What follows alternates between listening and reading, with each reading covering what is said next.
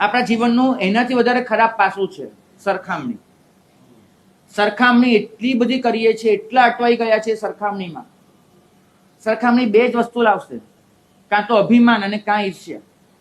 સરખામણીમાં બે જ વસ્તુ આવવાની છે. અભિમાન આવશે, ઈર્ષ્યા આવશે. અભિમાનની પાછળ પાછળ તમે ખુવાર થશો, ઈર્ષ્યામાં તમે તમારી જાતને હતાશ અને નિરાશામાં ખુવાર કરી નાખશો. બંનેમાં એક ફરક સમજજો. અભિમાનમાં હંમેશા તમારી પાસે જે હોય એ તમને બીજા કરતા મોટું લાગે છે. ઈર્ષ્યામાં તમારી પાસે જે હોય બીજા કરતા નાનું લાગે છે. ફરક કાંઈ જ નથી. અભિમાનમાં તમને એમ લાગે કે બીજા કરતા મારી પાસે વધારે છે, ઈર્ષ્યામાં એમ લાગે બીજા કરતા મારી પાસે ઓછું છે. બંને વસ્તુ આખરે સરખામણીની નિપજ છે. જો સરખામણી નીકળી જાય અને તમે જે છો બસ એ પૂરતું છે તમારી પાસે, જો આ અભિગમ આવી જાય તો તમે આ ક્ષણે દુનિયાના સૌથી સુખી માણસ છો. પણ જો સરખામણીમાં ઉતરશો તો પતી જશે. અને છેલ્લું કારણ, જીવનને કોઈ લક્ષ્ય નથી આપ્યું. જીવાતા જીવનને ક્યાં લઈ જવું છે એનું કોઈ તમારી પાસે રોડમેપ, ટાર્ગેટ કશું જ નથી. જીવનનું કોઈ લક્ષ્ય નથી. પ્રભુએ વાળી ચોળીને આચાર્ય સૂત્રમાં પહેલા દિવસે, શાસન સ્થાપનાના દિવસે કહ્યું હતું કે તારા જીવાતા જીવનનું પ્રયોજન શોધી લે. તને કદાચ એ ન ખબર હોય કે તું કોણ છે, બની શકે. તને કદાચ એ ન ખબર હોય કે તું ક્યાંથી આવ્યો, ક્યાં જવાનો, બની શકે. પણ તું અહીંયા શેના માટે આવ્યો છે એનો જવાબ તો તારે શોધવો જ પડે. જો આનો જવાબ તને મળી ચૂક્યો છે તો તારે સમવસ્ત્રણમાં આવવાની જરૂર નથી. ઉદ્દેશો પાસગ્રસ્ત નથી. જેને આ પ્રશ્નનો જવાબ જડી ગયો છે કે હું અહીંયા શેના માટે છું, એને પ્રભુના ઉપદેશની જરૂર નથી. જો તને આ પ્રશ્નનો જવાબ નથી જોઈતો તોય તારે અહીંયા આવવાની જરૂર નથી. પણ તને આ પ્રશ્નનો જવાબ જોઈએ છે કે તારું અહીંયા હોવાનું પ્રયોજન શું છે, વજૂદ શું છે, તો જ આ શાસનની જરૂર છે. આપણું મગજ એવું થઈ ગયું છે કે ખરાબ યાદો વધારે ઘૂંટાય છે, સારી વસ્તુ બહુ ઝડપથી વિસરાઈ જાય છે. ખરાબી મગજનો એટલો કબજો લઈ લે છે. પ્રભુ એટલું જ કહે છે કે જો તારે દુઃખી નથી થવું તો દુનિયાની કોઈ તાકાત તને દુઃખી નહીં કરી શકે. જો તું નક્કી કરી લેશ કે મારે દુઃખી નથી થવું, દુનિયાની કોઈ તાકાત નહીં કરી શકે તને દુઃખી.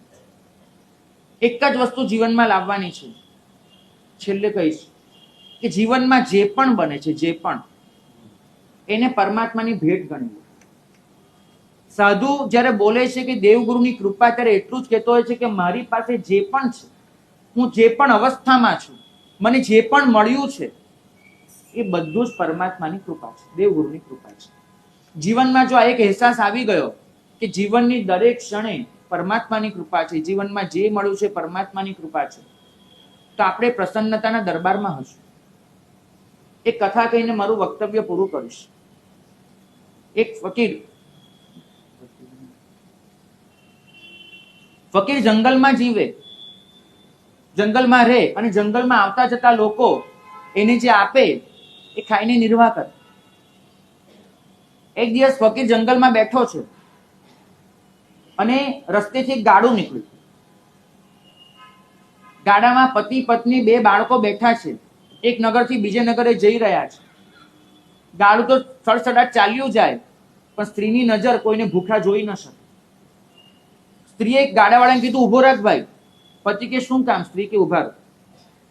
ગાડું ઉભું રહ્યું, સ્ત્રી નીચે ઉતરી, ગાડું સહેજ આગળ નીકળી ગયું હતું. સ્ત્રી ચાલીને આવી પેલા ફકીર પાસે. રસ્તામાં બાળકોને ખવડાવવા માટે રસગુલ્લાનો ડબરો લીધો હતો. તે ખોલ્યો, હશે 15-20 રસગુલ્લા, એમાંથી 4 રસગુલ્લા કાઢ્યા. પેલા ફકીરનું જે પાત્ર હતું એમાં રસગુલ્લા મૂકી દીધા, હાથ જોડ્યા, ગાડામાં બેસીને નીકળી ગયા. ફકીરની બાજુમાં એનો શાગીર્દ બેઠો હતો. શાગીર્દ ફકીરને કે ફકીર, જિંદગીમાં પહેલી વાર રસગુલ્લા આ જંગલમાં, તમે રસગુલ્લા ખાશો? ફકીર તો કે હા, એને મોકલ્યું છે, એને મોકલ્યું છે, ખાઈ લઈશ. તો ફકીરે રસગુલ્લા ખાઈ લીધા. પ્લાન 2 એને આપ્યા, 2 પોતે ખાધા. એને મોકલ્યું છે, ખાઈ લીધું. અને એ પછીના 3 દિવસ એવા વીત્યા એ જંગલમાં કે ફકીરને કાંઈ ખાવા ન મળ્યું, કશું જ નહીં. ચોથે દિવસે જંગલમાં એક કઠિયારો આવ્યો તો લાકડા લઈ જવા માટે. એ કઠિયારો લાકડા કાપતો કાપતો ત્યાં સુધી પહોંચ્યો. એને ફકીરને જોયા. એને તો ફકીર ભૂખ્યો થયો હશે. તો એને પોતાનો ડબ્બો કાઢ્યો, ડબ્બામાં બાજરાનો પેલો રોટલો લઈને આવ્યો તો સૂકો, એ રોટલાનું એક અડધિયું ભાંગ્યું અને લઈને પેલા ફકીરના પાત્રામાં મૂકી દીધું, હાથ જોડીને એની વિદાય લીધી. તો શાગીર એ દિવસે બે હાજર. ફકીરને કે ફકીર 3 દિવસ પહેલા રસગુલ્લા, 3 દિવસ બખા બખા, અને આજે આ સૂકો રોટલો મોઢામાં કેવી રીતે જશે? ફકીર કે એને મોકલ્યું છે, ખાઈ લઈશ. આ જે છે ને એને મોકલ્યું છે, રસગુલ્લા આવે કે રોટલો આવે, આ એને મોકલ્યાનો અહેસાસ એ તમને પ્રસન્નતાથી તરબતર રાખશે.